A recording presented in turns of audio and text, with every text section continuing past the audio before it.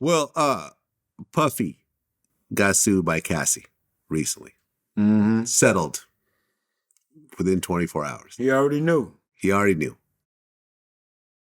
But in this lawsuit, a whole lot of stuff came up. And there was this one part in the Cassie lawsuit where they're saying that Puffy attempted to ambush Suge Knight in Los Angeles. Like he found out Suge was at a certain location, so Puffy went and got all his guns and everything else like that.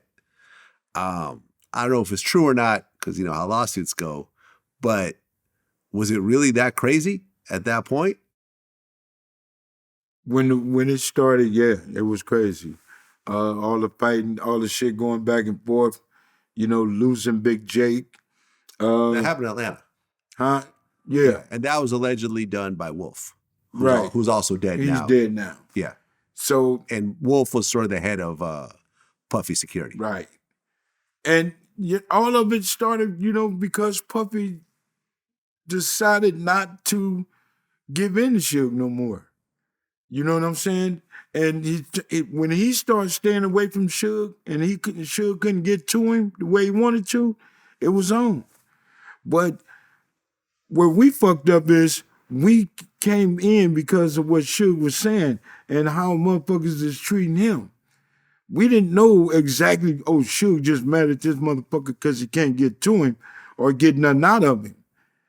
And now this war is on and everybody just decided to say, fuck it, nigga, we rolling with you. Yeah, I mean, imagine if, because it didn't seem like Puffy was necessarily the aggressor in this situation. Puffy, Puffy, I'm sure, listen, Biggie did some sideways shit too, because when the Dog Pound was taping New York in Brooklyn, Biggie got on the radio and basically said some shit that ultimately triggered a shooting that happened. You got to look at it. This shit ain't one-sided just because we from LA. Are they not to respond to what the shit we giving them? Yeah. Yeah, they supposed to. Right. So when they do respond, Suge is fucking mad that all these motherfuckers think they the shit. Oh, they fighting back? Come on, man, it don't go that way. Imagine if at some point somebody sat both of them down and said, all of y'all are tripping right now. Y'all got the hottest artists in the world. Imagine a tour, a Tupac Biggie tour. Imagine a Tupac and Biggie, a Death Row Bad Boy tour. The end of the East Coast, West Coast war tour. All around the world. Fuck America, Europe, Africa, Asia, the Middle East, Australia. Like if they just said, fuck this whole thing. Look, we're all making hundreds of millions of dollars. It's impossible for it to. Look, everyone knows that Puffy did not set up Tupac. Right. Right. Or Biggie did not set up Tupac to get shot. Right. Pac was getting into it with the Haitian Jacks and the Jimmy Henchmans, and you could connect the dots from that. Yeah. Okay. It's not a secret as to it wasn't Biggie trying to get him killed.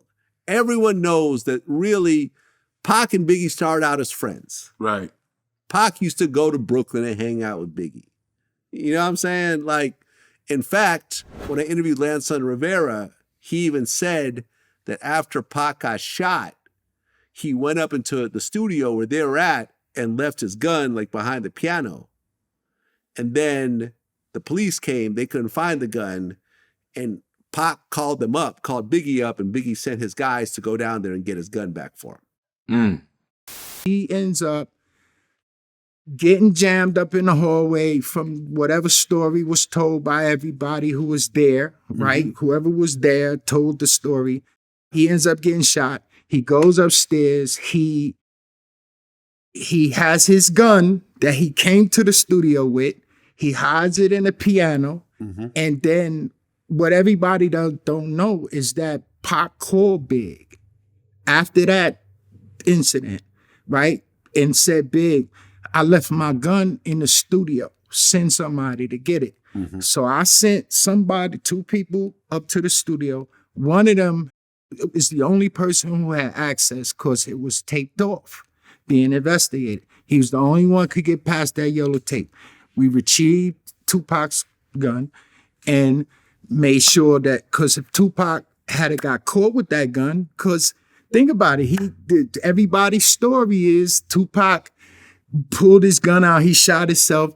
All right, but no, Big, his man, he called his man and said, yo, Big, but everybody want to make it seem like Tupac set Big up in the studio. Meaning that there was no animosity after the shooting. They were still cool, essentially. Right.